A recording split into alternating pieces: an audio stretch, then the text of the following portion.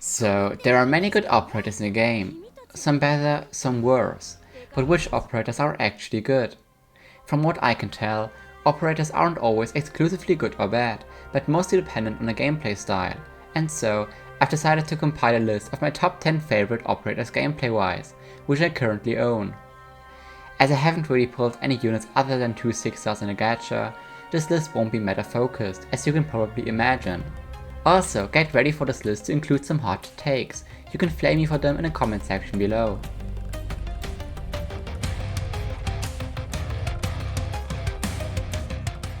Starting strong with one of my favorite operators lore-wise, Lappy. She was one of the first 5-stars I ever obtained, and I can't say I've ever regretted choosing her with my 5-star collector. As a new player, Lapland was incredibly useful, not only because of the second skill that made her an excellent arts damage dealer, but also because of her ability to silence the target when hit, which was incredibly useful against many enemies, including Exia's worst enemy, Originium slugs. As time went on, Lapland sadly became less and less useful, as enemies sometimes were immune to silence, but also as the second skill is automatically triggered, which makes her unreliable when facing enemy waves. She is still very useful in stages in which enemies can be silenced, and was also very useful in CC2.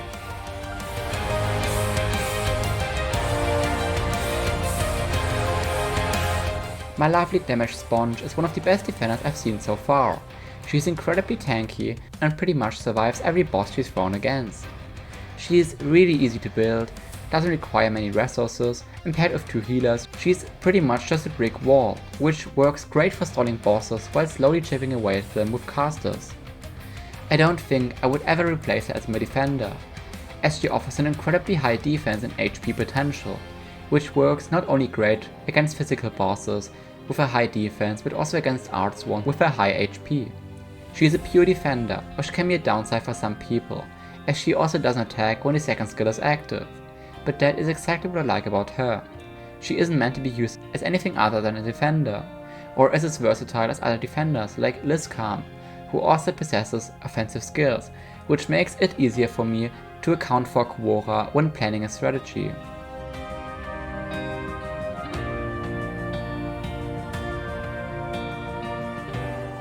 Yes, you read that right. Humus, as the one who is ranked worst of the Reaper guards. Probably now you'll realize that I judge operators a bit differently from Game Press, who literally wrote as the only positive quality of Humus that he has a barrier. Which, what the heck, they did my boy dirty. Humus is actually very useful in most stages, in which I need a self-sufficient lane holder. As he is a Reaper guard, he can't be healed, so he performs poorly against heavy enemies or ranged enemies, which he can't attack as he recovers a sliver of HP when hit. The fact that he performs poorly against heavy enemies is a bit of a problem, but it can be counteracted relatively easily in the form of his second skill. It increases his attack by 90% when over 80% health, which is pretty much always, as his barrier tanks most of the damage he receives and can be renewed. This attack increase makes him viable in many stages, as it allows him to shred many enemies relatively easily, which is also the reason I placed him so high. I still use him in nearly all of my stages, even after I obtained Highmore, as especially his shield makes him much more viable in certain event stages like the shoe event, where his barrier allows him to go against these annoying pole thingies that I just hate so effing much.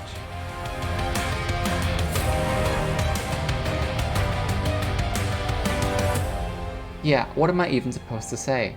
It's my little DP generation goddess. Super easy to build and also viable in later stages. Now that I think about it, maybe I should really promote her sometime.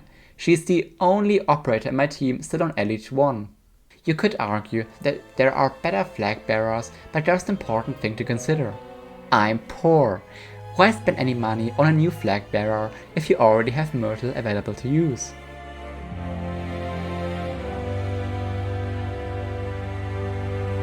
You're probably wondering, what's so low? Are you sure about that? To that I say, listen guys, I don't believe in the meta. I'm well aware I'm selling Blaze under her actual worth, but I have a very good reason. She is just surprisingly replaceable. Oftentimes I use her combined with a tank and her second skill, or at other times even not at all.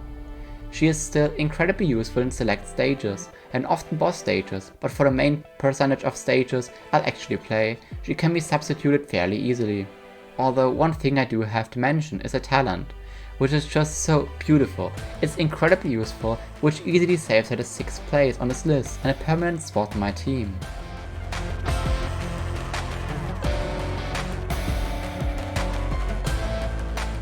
Kafka. Yes, Kafka. The one with the god-awful range that always makes me question what the developers were smoking when they designed her gameplay. What brain fart compels me to place her above Blaze? Honestly, I don't know and I don't care. Her gameplay makes my little brain happy. She is surprisingly versatile. Whether you need to pick off enemies standing somewhere in the corner, support your lane holders while they chip away at particularly high defense units, or just deal some extra arts damage, she got it all. Her attack range can be considered problematic for some maps, but fortunately that isn't a problem in all stages. And yes, I do believe in her second skill. Her first skill can also be useful in some rare cases, but outside of contingency contract, I have yet to find a reason to choose her first skill over her second one.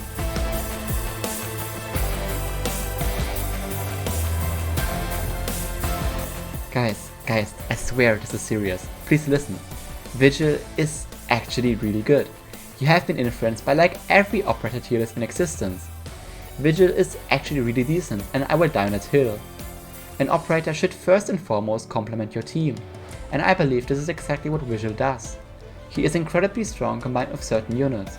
With Myrtle he offers a strong all-in-one packet, a decent free block lane holder with a summon, a strong sniper against low defense air and ground units, and all of that for just 14 DP. While he is stalling units, Myrtle can generate DP more effectively without having to worry that enemies might leak. I recommend using Vigil's first skill. Aside from the high damage output of his skill, it also generates a bit of DP on the side, which is always nice to have. I think that there is a bit of a misconception that Vanguards should always be used to generate DP.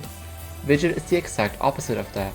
If you go by the logic of him needing to generate DP, then you won't like him very much, as this isn't really the focus of his skill set. Instead, he acts as a cheap starter unit that is very useful against drones and enemies, while simultaneously dealing a moderate amount of damage. It's no wonder that I have not used any snipers on my team since I promoted Vigil to at least 2. He is simply a more effective sniper than Jessica, which honestly, now that I said it out loud, is really not a hard thing to achieve. If you decide to give him a shot, he is also extremely fun to play combined with W, as they can pretty much solo some stages easily.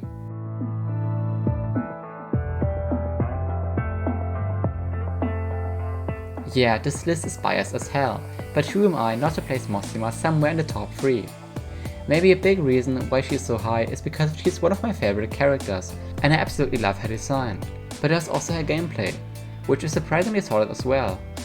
Her DP cost hurts my soul until you actually obtain the module, which you're basically forced to do if you want to play her, but aside from that, her third skill isn't only incredibly useful for slowing enemies down heavily inside her range, but also inflicts rather high AoE arts damage to enemies within her attack range, which allows her to act as an additional DPS. All in all, definitely the best 180 tokens I've spent in the shop.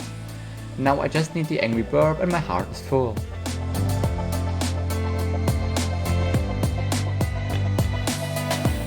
I was fortunate to have pulled him from my free pulls on the Shu banner.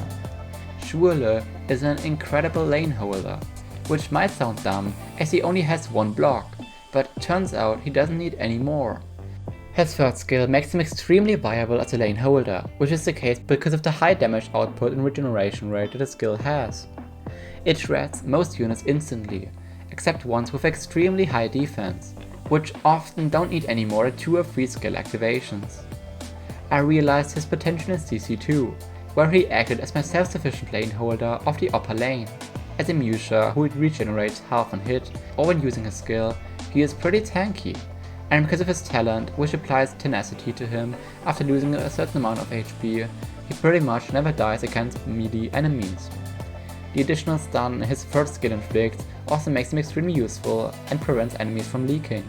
When you can't place him at the front of your setup, he can also act as an additional damage source from behind your main line, as his skill has a range of 3 tiles.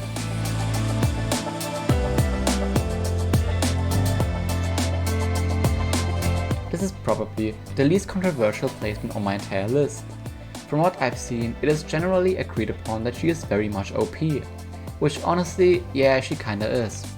She was one of the first 6 stars I obtained, which was very fortunate. Her second skill offers a continuous influx of damage, which can be useful in some cases, but the main skill is definitely the third one, which offers not only a high damage output against bosses, but also can attack up to 5 targets at once. It is the epitome of a useful skill, and is somewhat comparable to Mossima's skill 3, except it doesn't slow the targets down. The 2 skills combined are pretty much able to kill anything, as both focus on multiple targets. Using math to calculate the damage output of her skill, we can also see that her third skill deals nearly double the damage that Mossima's skill 3 does, and I didn't even count in mastery or modules. So yeah, great boss killer skill. I highly recommend getting her while she can still hear you. Honorable mentions which didn't make the list include Ifrit, Silence and Amiya. And yes, I really just put Quora, Hummus and Vigil above Ifrit. The problem with Ifrit is that she's really map dependent. You can't use her in many maps, which makes her kinda annoying to raid, as she is a really good unit otherwise. But what are your favorite operators? Do you also have some favorites that you want to share? Do you maybe even have some hot takes about operators, which are not only considered very great or bad? Please leave them in the comments. If you enjoyed this video, leave a like or subscribe, and I'll see you in the next video.